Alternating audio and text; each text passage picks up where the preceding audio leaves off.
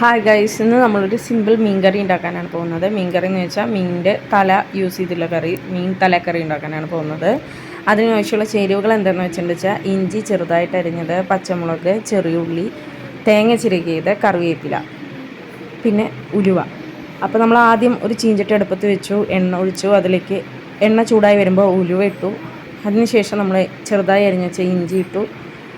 അതിനുശേഷം നമ്മൾ നമ്മുടെ ചെറിയുള്ളി ഒരു 5-6 എണ്ണം ഇട്ടു. അത് നന്നായി വഴണ്ടി വരുമ്പോൾ അതിലേക്ക് തേങ്ങ ചിരകിയത് ഇടുകയാണ്. അത് നമ്മുടെ ക്വാണ്ടിറ്റിക്ക് അനുസരിച്ച് ഞാനിവിടെ കുറച്ച് കൂടുതൽ ക്വാണ്ടിറ്റിയുള്ള ഒരു കറി ഉണ്ടാക്കാനാണ് ഉദ്ദേശിക്കുന്നത്. അതുകൊണ്ട് തന്നെ ഞാനൊരു 2 മൂടി തേങ്ങ ചിരകിയത് എടുത്തിട്ടുണ്ട്. നിങ്ങളുടെ ആവശ്യത്തിനനുസരിച്ച് നിങ്ങൾക്ക് എടുക്കാം കേട്ടോ.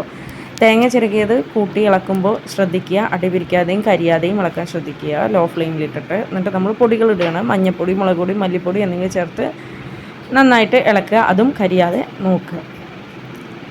ഏകദേശം അതായി കഴിയുമ്പോൾ നമ്മൾ കുറച്ച് കറിവേപ്പില എടുത്തിട്ട് ഇടുക. എന്നിട്ട് അത് നമ്മൾ മാറ്റി തണുക്കാനായിട്ട് വെക്കുക. അരച്ചെടുക്കണം, അതിന് വേണ്ടിയിട്ടാണത്. അതിനുശേഷം വേറൊരു പാത്രത്തിലേക്ക് നമ്മൾ പുളി വെള്ളം എടുത്ത് വെക്കുക. പുളിവെള്ളം എടുത്ത് വെച്ചാൽ നന്നായി തിളയ്ക്കണ വരെ വെയിറ്റ് ചെയ്യുക. ആ സമയം കൊണ്ട് നമുക്ക് തേങ്ങ അരയ്ക്കാം. തേങ്ങ നന്നായിട്ട് അരയ്ക്കുക, നല്ല ഒട്ടും തരികളില്ലാതെ നന്നായിട്ട് അരയ്ക്കുക. അരച്ച് വന്ന് തിളച്ചുകൊണ്ടിരിക്കുന്ന പുളിയിലേക്ക് നമ്മൾ ഈ തേങ്ങ അരച്ചത് ഒഴിക്കുന്നു. അതിനുശേഷം അത് രണ്ടും വീണ്ടും നന്നായി തിളയ്ക്കാനായിട്ട് അനുവദിക്കുക. ആ സമയത്ത് നമ്മൾക്ക് കഴുകി വൃത്തിയാക്കി വെച്ചിരിക്കുന്ന മീൻ തല കഷ്ണങ്ങൾ കൊടുന്നിട്ട് ഇതിലേക്കിടാം. അപ്പം അത് കുറച്ച് നേരം ഒന്നും കൂടി ഒന്ന് വേവണ വരെ വെയിറ്റ് ചെയ്യാം. ആ സമയം കൊണ്ട് നമുക്ക് ചെറിയുള്ളി ചെറുതായിട്ട് അരിഞ്ഞതും, പച്ചമുളക്, കറിവേപ്പില എന്നിവ എണ്ണയിൽ നന്നായിട്ട് വറുത്തെടുക്കുക. കളറ് നന്നായി മാറി വരണ വരെ വളക്കുക.